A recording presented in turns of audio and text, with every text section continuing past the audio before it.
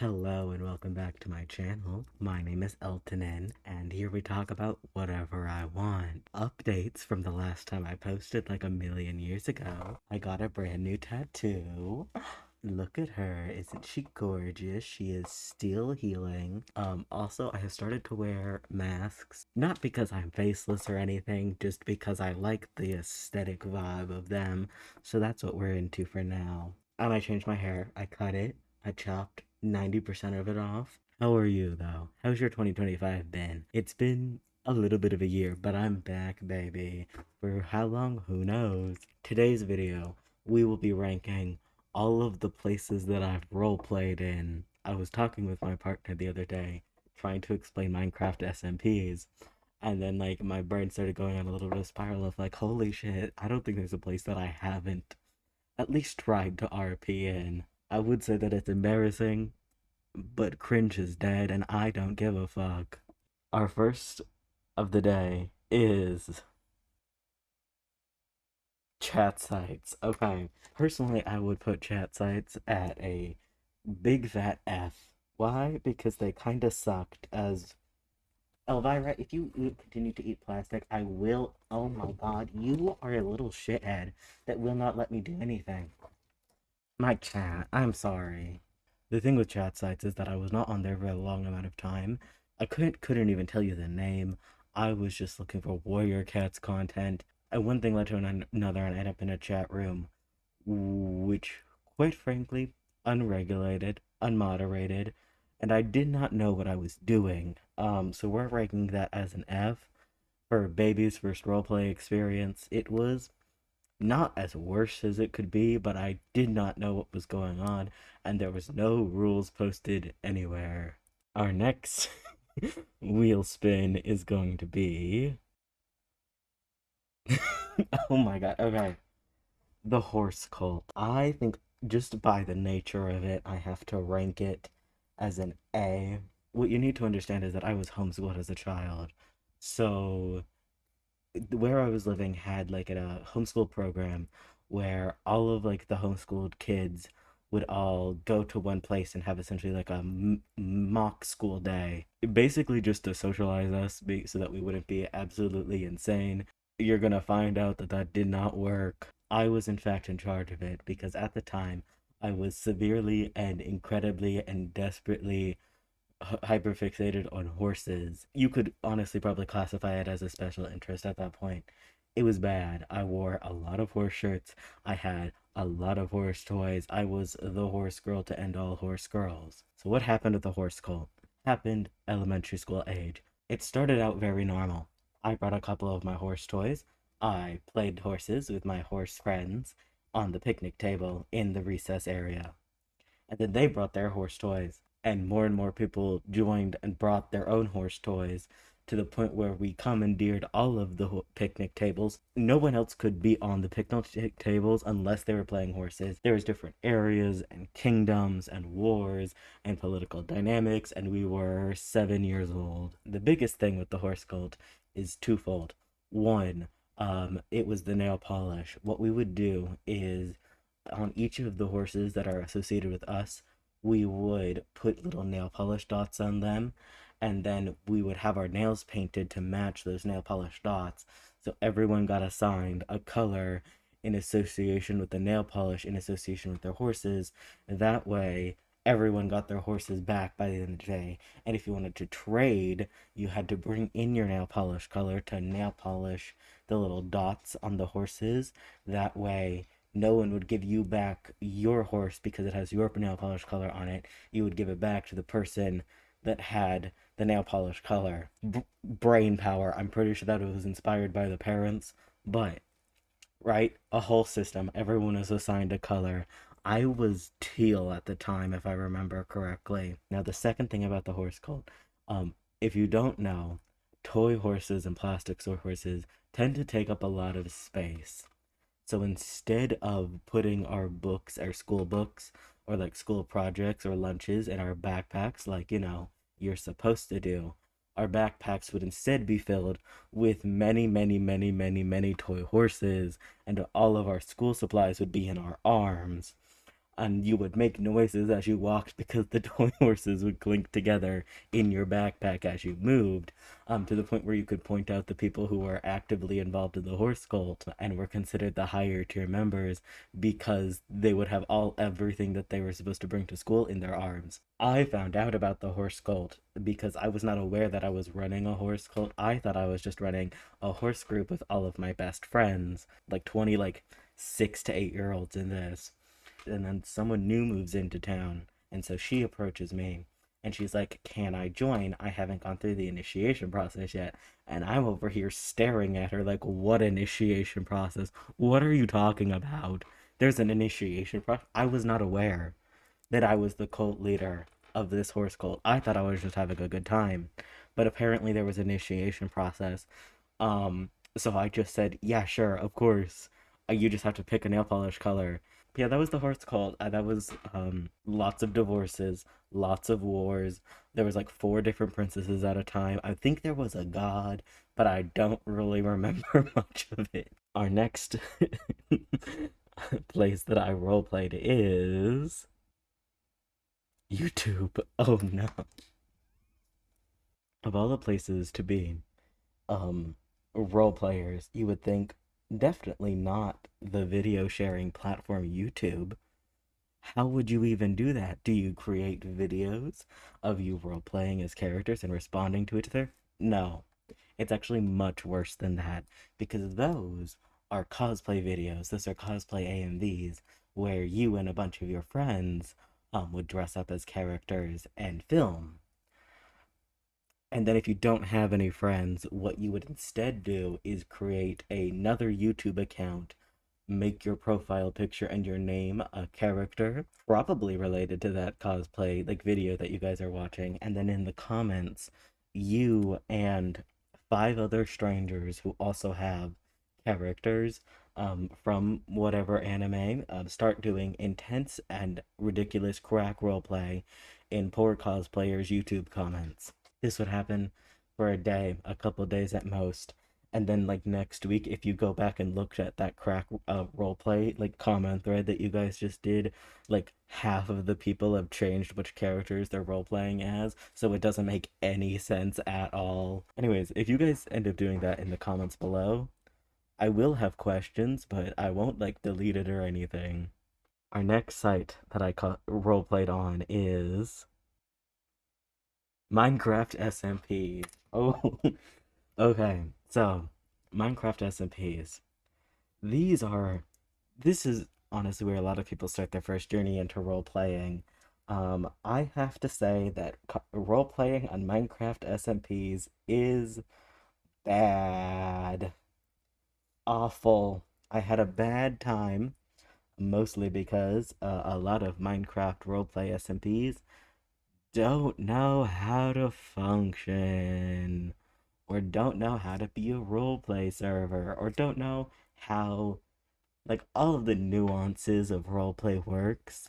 And then you add in the factor of being like a streamer or a live streamer, and now you also have an audience or a potential audience that varies in sizes. Luckily, I've only been a part of Minecraft SMPs that have ended and never got any traction. Personally, in theory, I would enjoy role playing on Minecraft servers because it's basically like Dungeons and Dragons, only there's more of a visual element that you're like actually moving a character around. If more roleplay Minecraft servers were run like Dungeons and Dragons servers, I think it would be great. What I also find is surprising in the Minecraft roleplay servers, I have never roleplayed once in the various cringe levels of sites that I will continue to discuss, which makes the levels of trying to interact with people who have never heard of the concept of character bleed very difficult because you're like, there's full discussions. And you just don't know any of that, and trying to explain it to you makes me sound more insane. But yeah, Minecraft SMPs, not a good place to roleplay on. That being said, however, I have made one of my best friends from a Minecraft roleplay server, so I can't like say it's absolutely an awful time. I can say, however, that I have lost many friends because of that. You win some, you lose some. Our next victim to talk about is horse. Okay. Okay, so there's a game, there's a horse game called Horse with a W, in which the entire purpose is basically just a collection game where you collect a whole bunch of horses and you train them and make them compete to get money to collect more horses. That's the whole game. All right. On the game of horse, it has like equestrian centers and it has forums and like little communities. And in those forums and equestrian centers and communities, uh, some of them are, at least when I was role playing on horse like 10 years ago, were warrior cats themed. So you would join an equestrian center with your horse, unrelated to warrior cats, and then in the forums, you would role play as warrior cats on a horse form for horses. It's I don't the absolute prevalence of warrior cats role plays could not be like contained. It was everywhere. If there was a role play, there was warrior cats role play. Personally, role playing on horse, not that bad, surprisingly. Could be worse. Also, did not have any rules, so you're kind of just throwing things out the wall as a baby role player. All right, our next one is Among Us. So you may be wondering, how the fuck do you role play on Among Us?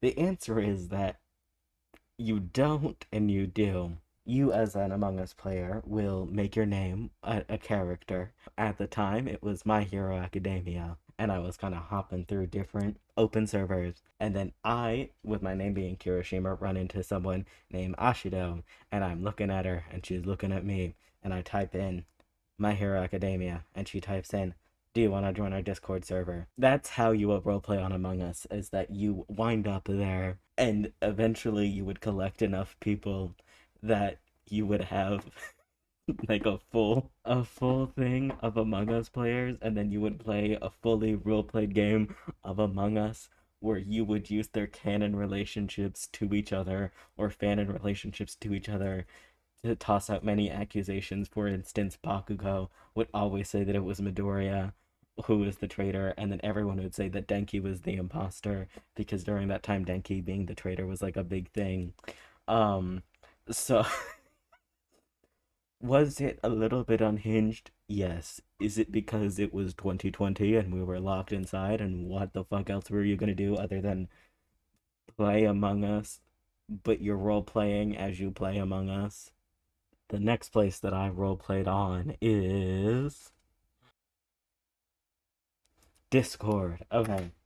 Discord, safe to say, is probably one of the better places to start your roleplay journey just because there's a lot of people on Discord. So there's a lot of like people already there who already know who can help you get started. There's a lot of different kinds of roleplay servers. There is a vast variety of things, and there is a vast quality of things. Despite being in multiple roleplay servers, I have only actively roleplayed in one server in like a continuing storyline type server. This was one where I was a part of a friend group, and at first we were on Amino, and then we moved over to Discord. The way the Discord's set up, in the same way that you can have many channels and categories, you can divide those into different places and locations that your characters are in. It's very easy to find your characters, to find other people's characters, as well as have multiple out of character channels. Discord is probably the best place to get started in if you're like serious about it and want like an actual storyline and not a variety of crack and failed storylines. The next one is Twitter. I think just by the nature of it, I have to put it in kind of like a middling. This is where I spent a lot of my time role playing. That Twitter roleplay works is that there's two different types. There is timeline roleplay, and then there is group roleplay. Trying to organize this in my brain is a little bit difficult just because of how crazy it would be. So starting on like timeline roleplay, this is where you would make an account, and this would have the profile picture and the name and usually something associated with it as your at. And you would make a little post being like, "Hey, I'm a role player." Like a little bit of information about me, like out of character. This is who I role play. And then you would as like a writer, as an author, as a role player, you would create a role player tag. This is something that allows you to kind of connect all of your accounts together. This is usually like a word, sometimes a phrase, or the really cool people that have been there for a really long time had a letter. That way, when you go into create another character on another account, you can tag that account with your writer hashtag so that people can know that you're kind of the same person. You would mutual yourself on all of your own accounts, all of your own characters, and then those specific characters would go and follow other character accounts in those fandoms. So if you had a Marvel character, you would follow all Marvel characters that are open to write with, and your DC character would follow all of your DC characters, and the only people from other fandoms that you would follow would be your own account. You could make so many accounts because what on Twitter at the time, if you just did a plus and then like whatever after your email, it would register as a new account, but it would all send back to your one email. So you didn't have to have 50 million emails. You just had to have one email plus whatever.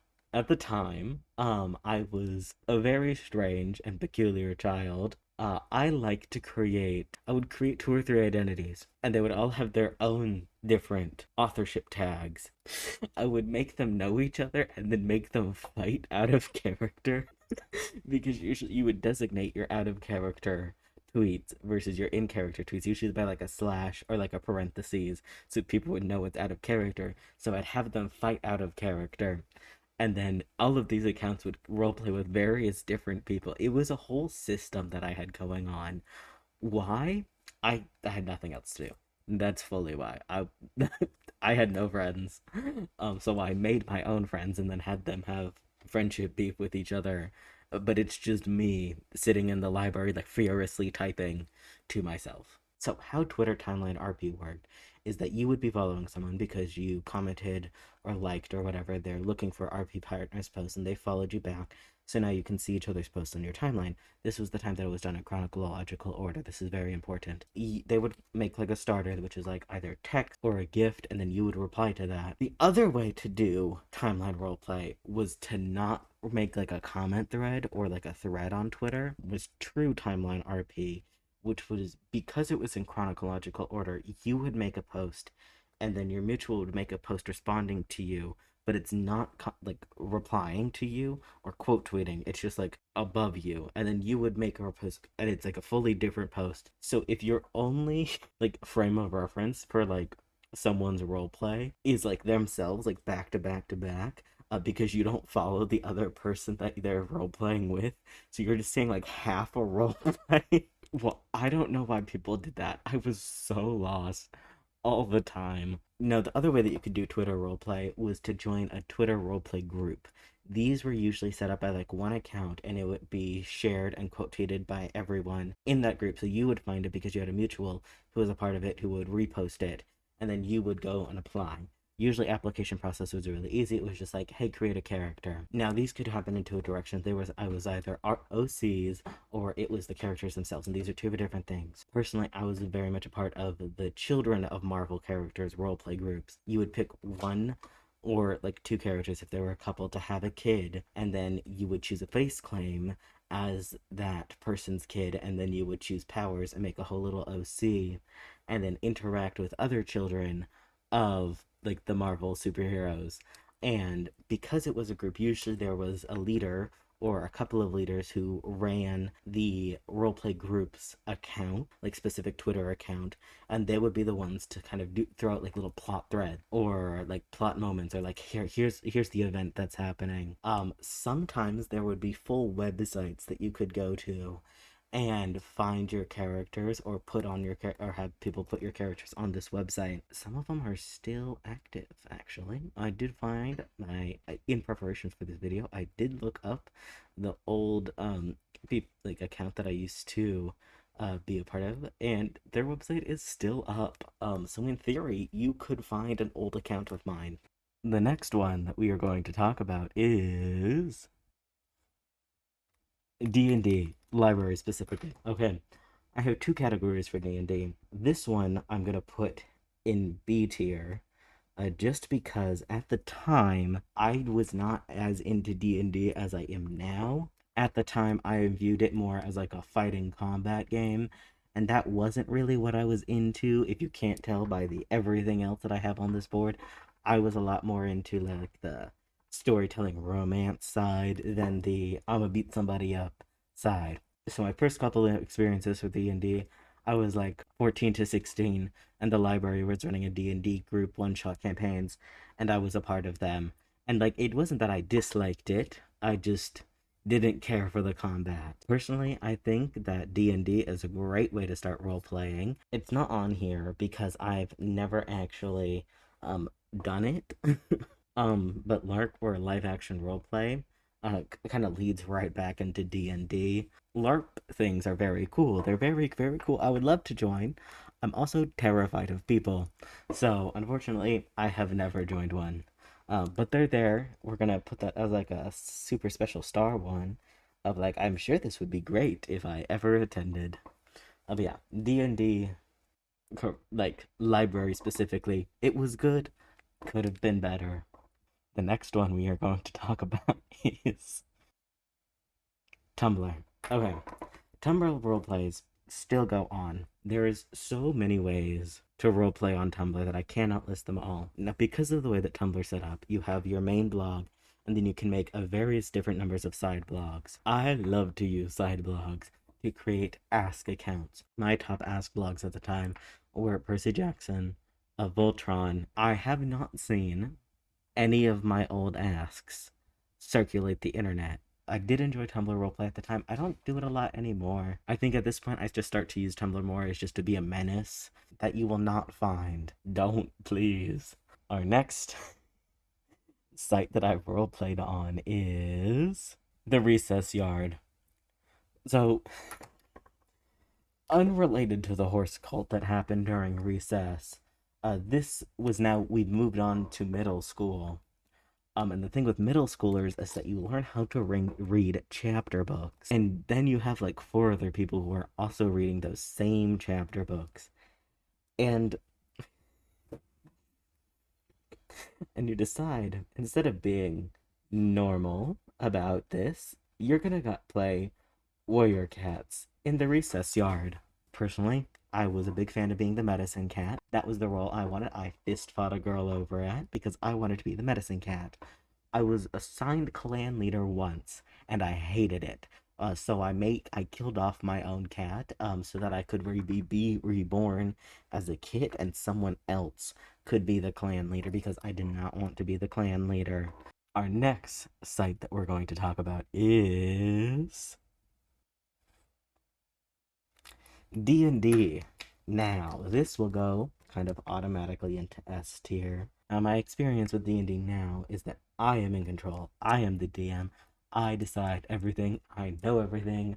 And I really, really enjoy it that way. I like being able to take my friends on an adventure. So, I think about a year and a half ago, I started a long form campaign with three of my best friends, and it's been kind of just a delight to play. 10 out of 10 would recommend Dungeons and Dragons. I would explain how Dungeons and Dragons works, but if you've made it this far in the video, I'm assuming you know a little bit about roleplay, and it is very important, however, to have a really good dungeon master. I do like D&D. I very much enjoy it. It is absolutely the best place that I've roleplayed in, and I will continue to do it until our next site we are running down to the last couple is Kick. This is a place where a lot of people got groomed. I was on there for maybe 3 hours.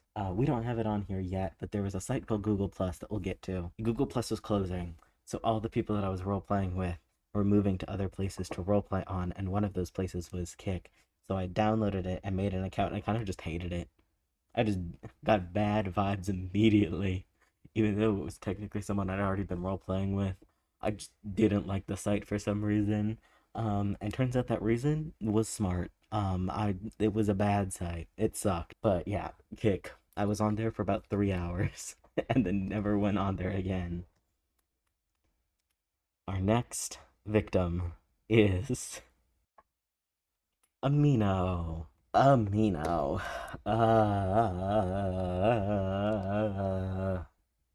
Okay, I think by nature of it. Same thing with Twitter. I kind of have to put it in C tier. A couple years ago, before the pandemic, cosplayers were kind of like the demographic on TikTok, and you would create these cosplay tags for everybody's OCs.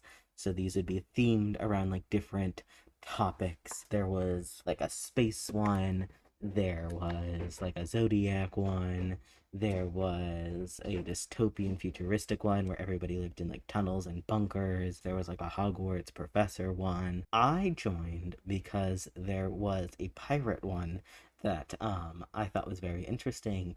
So all you had to do was download Amino and join, make your little character sheet, and then join your little group. While it was in theory very similar to the aspect of role playing on Discord, there was so many children, so many just like 13-year-olds, 12-year-olds, 10-year-olds, and I'm looking over here and like I'm trying to explore like a mental health thing and like the dynamics and the world building and like the social political structure of being a woman in like the 18 like hundreds in the golden era of piracy, and you're doing some fuck ass shit over here, and you don't know anything about pirates, and I do, because I decided to be crazy and research the fuck out of things. So Amino ended up being like a group of all of the adults role playing with each other, and then like a whole bunch of kids. We have made it to the last six. Facebook. Okay. Facebook roleplay groups were specifically crack RP groups, which is why they're going up so high. Because otherwise I wouldn't use them. So you know the Facebook groups that are like we are all ants or like we are all wizards, like your regular Facebook account, but everybody is like posting as if they are like an ant in an anthill or like a wizard. Like, I love especially like the Karen groups where everyone is complaining at each other, but none of the scenarios are actually real. It is all very much crack, not to be taken seriously at all. Moving on to the last five. Polyvore.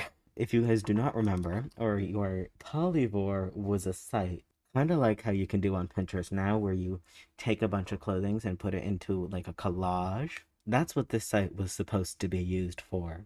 You would see it the most often be linked to in fanfiction.net, fic specifically, of outfits, like YN outfits, or even just outfits for the characters. They would have an outfit little collage for them. Hollywood did have something called a comment section. No real rules. People would just be like side eye you if you did something weird. So you kind of had to learn them as you go, at least the places where I was in. Now you may be asking, why did you use Poly for? A site that's not even meant for role playing, not even meant for chatting, really. The answer is that if there is a chat function, there will be role players. Now we're moving on to the last four. Speaking of, if there's a chat function, there will be role players. At first, I was not a TikTok role player. I was a TikTok cosplayer. Then I've been a couple of different things throughout my TikTok history of hopping accounts and picking up different niches and kind of messing around with them. Like there is role play like accounts that are role playing in TikTok comment sections, and then there are accounts that are just character approves. Specifically in like the Batman fandom, there is multiple like Tim Drake and Robin and Nightwing and Batman accounts. That's whole comment history. No post at all. The whole purpose is to watch Batman or Bat Family content, is to watch Batman content, and then in the comments be like, Red Robin approves, Damian Wayne approves, Judgy Damian Wayne approves. I'm one of those accounts. I really like doing that. It's really fun. So if you watch Batman content and there's a little like one of the Bat Family members hanging out in there, there's a chance it could be me, and I'm approving of stuff. And I think we have three more left. I don't know which order I want them to be in. Now this is a snowbank. What would happen in the place that I lived at is that the snowplow would come through, scoop up all of the snow, and pile it all into one corner of like the cul-de-sac that we were in. And so I would take my siblings out and we would play in the snowbank, and I would dig holes in the snowbank, and I would play Warrior Cats. We have our final two. Google Plus. Google Plus was a thing or a chat function for Google users. It was associated with your YouTube account. And they would be associated with your YouTube account. So we're bringing it back to that YouTube comments thing. So when you created a new Google only this time now it's underneath your Google account. So in theory, you could operate as a normal Google account. The only difference is that you don't have like a separate email attached to it. When you would create your YouTube ones to start messing around in cosplayers' comments, you could also now join roleplay communities in the Google Plus community section. The biggest thing though with the Google Plus ones, if there was already one of that character, you could not be that same character. So they were very, very selective. And if you were not joining the community, the Google Plus community, like in its early stages, there would be very, very few characters for you to choose from. But what would also happen is that people would claim characters and then never role play as them. So there would be like a 30-day time limit that if you never post anything as that character, your character will be taken from you. You'll be kicked from the group. That way someone else can join as the character that you had. So you had to be active. And then Google shut down Google Plus because it was a bad product. And the only people that used it actively were role players because a lot of people didn't even fucking know it existed. That is the reason I ended up going to Twitter, is because when Google Plus was getting shut down, all the roleplay communities were posting where they were going to next. I tried out Kick, so I'm not saying that role players were the reason that Google got rid of Google Plus, but I'm also not saying that. And our last but not least place that I have roleplayed at, to the surprise of absolutely no one if you have watched this entire video through, is Warrior Cat's websites. There was many of them. Trust. There was many Warrior Cats websites.